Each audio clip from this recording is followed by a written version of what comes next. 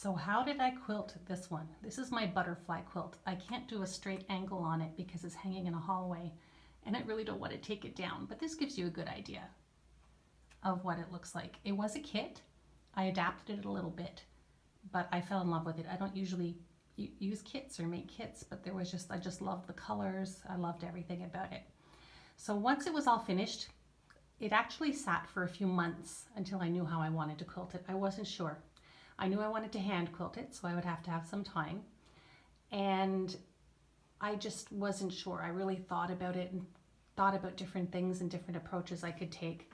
What I ended up doing was just randomly quilting as if the butterflies were in flight.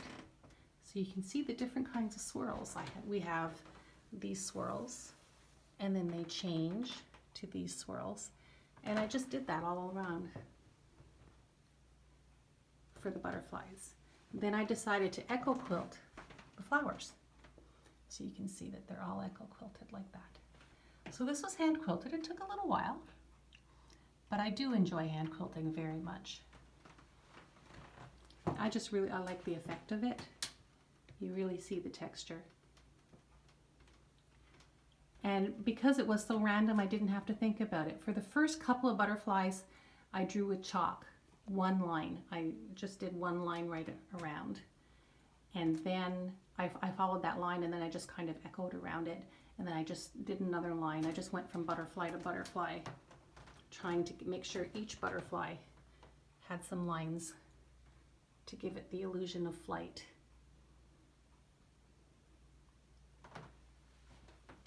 And I don't know if we're going to be able to see well on the back. I used a metallic thread, by the way. Give it a little bit of pop. So this hangs in my hallway, and it's the first thing you see when you come into my home. And that's how I quilted my butterfly quilt.